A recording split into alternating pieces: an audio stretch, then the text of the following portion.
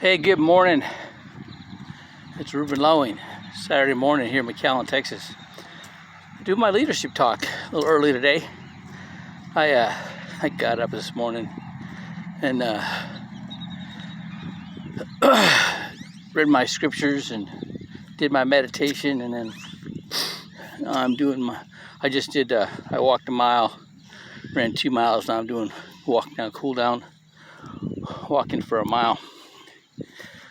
What I want to talk about today, try to keep this short.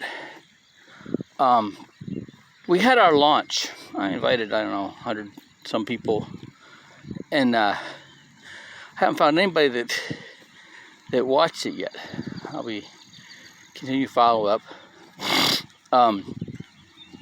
But they got the replay going on, so they're gonna rebroadcast certain parts of the launch on Fridays.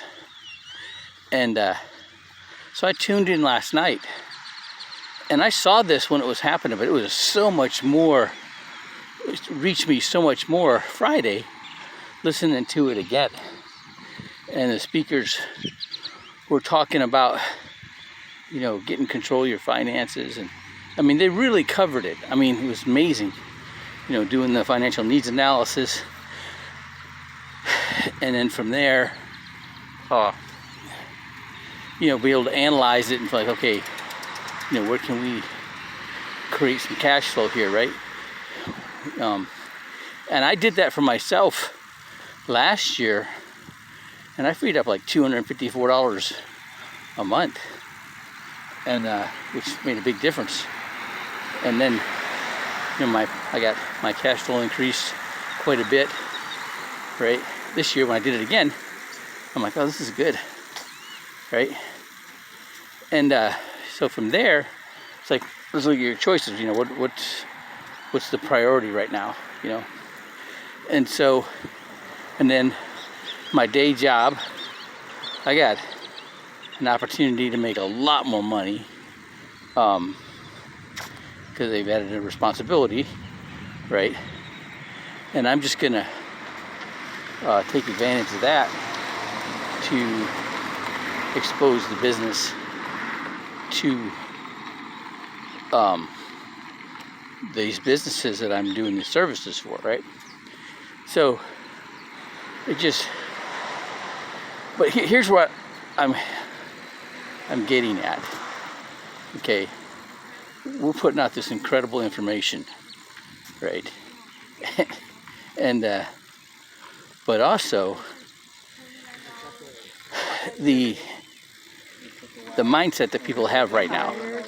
Everybody's so focused on making money and paying off debt, right? Making more money so they can pay off their debts, right?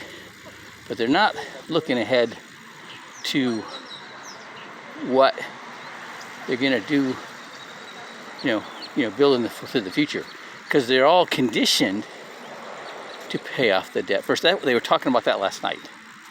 Okay, and if you show an example, it's in the Saving Your Future book. Mr. Start Early, Mr. Wait Longer. Yeah, if you, I wish they had a depiction of both of them with the same amount of debt, and one of them putting all the resources to the debt until it's paid off and then start saving, and the other one in a debt roll-up strategy with their debt and everything they make above and beyond. So the debt roll-up is you take the debt service amount, the minimum for all your debts, and that's what you pay on time. If you have extra money, like let's say $100 extra, you put that to the payment of the smallest debt. Okay, everything you pay above and beyond minimum goes straight to principal, and paying everything off fast or low in your effective interest rate. Okay, and you just keep doing it. Pay your bills on time. Just pay your bills on time, and that system works. Then, if you have extra money, you put that away, okay, and show how much faster you're getting ahead, right? Well, with that said, okay, then there's the strategies. Oh, it's ingenious, okay, but I can say something, but if it's not in your, with what you're doing, it's just noise. I stumbled on this extended escrow trust. So I had a realtor ask me, how can somebody access their equity in their investment property without doing a 1031 exchange? Well, I didn't know. So I looked up and I heard about this deferred escrow trust. And so it's a common strategy for people who haven't identified the new purchase they're going to buy. When you sell investment property, you got 18 months to buy a property of equal or greater value, or you're going to pay capital gains on that equity, that increased equity, that unearned equity. Okay, if you do a 1031 exchange, then you don't have to. But if you haven't lined one up, sometimes these commercial properties, investment properties, take longer to close. Now you're in trouble, right? So what they'll do is to put that property, as long as it hasn't sold yet, they'll do a deferred escrow trust, and then as long as it stays in the trust, okay. Well, then when they sell it, okay, so it's like they sold it to the trust. That's how they prevent from having to pay that capital gains. They find a buyer. The buyer buys property from the trust. The money goes in the trust, right? And as long as it stays in the trust, no capital gains. Okay, so that's how it primarily gets utilized.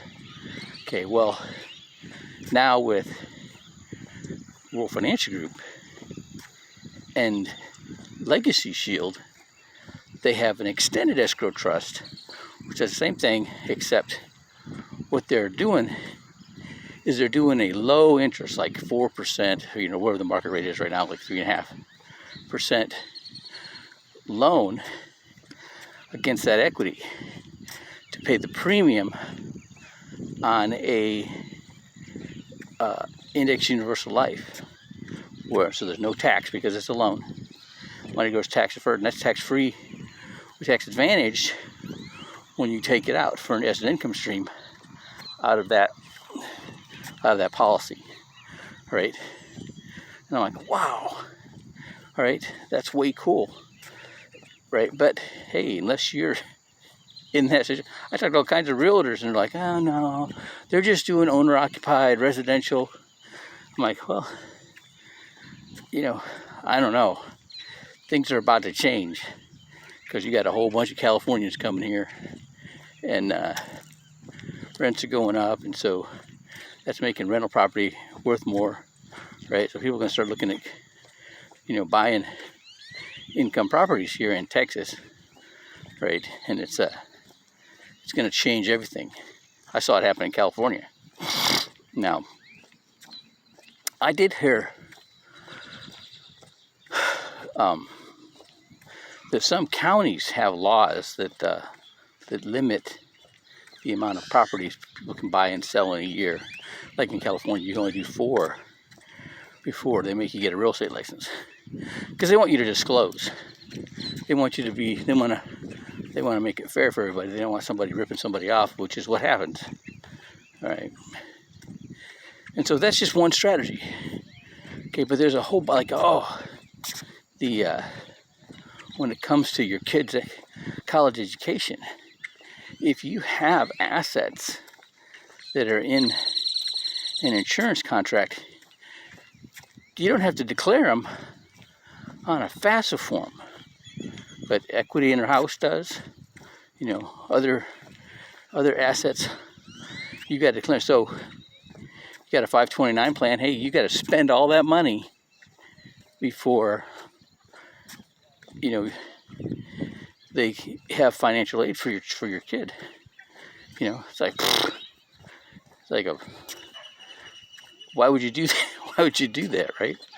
And but you know, then there's this young guy got on there, and he was talking about, you know, young people like himself, single, best time to get a policy. You're good, in good health, you're gonna get the best rating, right? And then but most of them don't.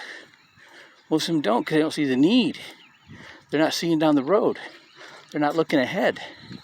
Tell you what, that's the magic. Looking ahead. That's how you tap into the, it's how you pull yourself out of your subconscious programming. And that's looking ahead. Everything that's in your subconscious, that's all from the past, right? So anyway, so there's a whole bunch of opportunity out there to get some information and to be able to utilize it to get yourself in a better place, but you got to do it, right? Have a good Saturday.